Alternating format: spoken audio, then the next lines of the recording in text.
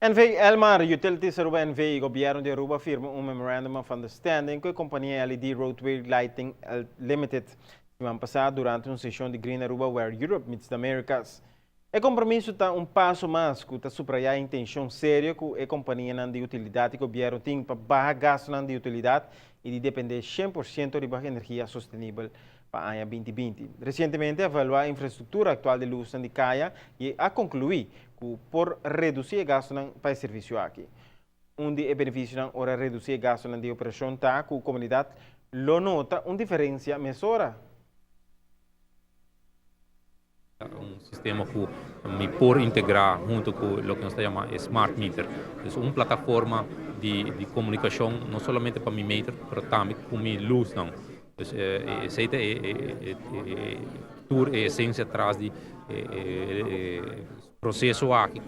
Bota haya não uma aplicação, mas diferente aplicação trabalhando riba uma plataforma. Só se amanhã vou vai hasi riba mais uma plataforma, bota haya tem mais chance para falhar riba outra plataforma, não dus e também mais fastidioso para manejar mais uma plataforma. Dus processo que a cana estava de processo de proposição para cambiar tudo e LED aqui na Aruba. E quando a luz não vem aqui? Nós estamos falando de 9.000 luzes que tem existente na Aruba, para cambiar tudo esse para o sistema moderno aqui e também expandir um adicional 3.000. Então, nós estamos em processo a começar a para preparar a plataforma e seguro a step importante para firmar understanding. É hecho que os partes lo traduzir su mês tem mais possibilidade para expandir o serviço de luz de Caia, pois, a meio de implementar o uso de infraestrutura mais eficiente de luz de Caia com smart lighting fixtures mais vários ronda Aruba, o programa Luz de Caia assim está contribuindo a mais segurança de internos comunidade. Simplesmente nós cambiamos 9.000 lâmpadas existentes para lâmpadas novo aqui, tecnologia nova. E reduzir o gasto drasticamente, pelo menos 30%, seguro. Lâmpada que gasta 30% menos energia que a lâmpada que nós temos atualmente. Pero o caminho que o governo aqui não está somente cambia o existente na 9.000, mas para expandir com 3.000.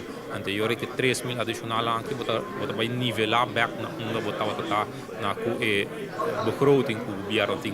Tudo o que paga eigenlijk na sistema que está existente, um sistema que está quase fez serviço, não trabalha mais, queda mantém o mesmo nível aí, pero há dus 3.000 existentes, dus há ongeveer 30% back de gasto, que chega no nível back na onde está.